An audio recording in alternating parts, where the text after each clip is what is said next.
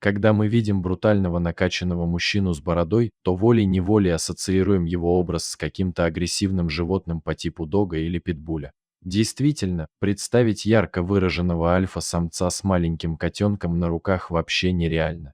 Однако есть мужчины, которые ломают подобные стереотипы. Мы хотим познакомить вас с Майком, который, несмотря на весь свой брутальный вид, периодически берет котят на передержку.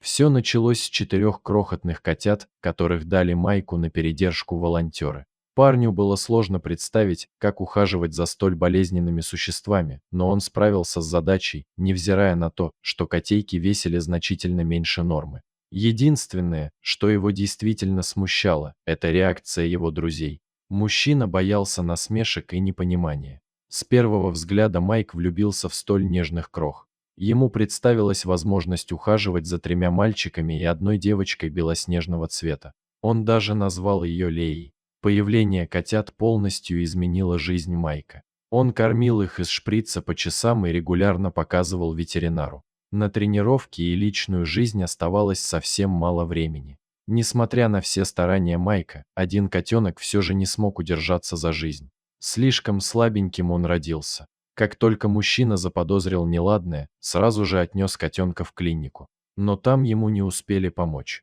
Майк очень болезненно переживал утрату. Как настоящий мужчина, он винил в произошедшем только себя. Парень долго пытался держать себя в руках, но в конце концов не выдержал и разрыдался. Однако оставалось еще 3 котенка. Майк приложил все усилия, чтобы детеныши как можно скорее пошли на поправку. Его старания окупились старицей, котейки быстро набрали вес и даже подросли. Когда пришло время расставаться, Майк снова прослезился. Он так привык к своим маленьким подопечным, что теперь регулярно берет котят из приюта на передержку и помогает волонтерам. История Майка – прекрасный пример того, как обманчива может быть внешность, а под брутальной щетиной скрывается любящее сердце.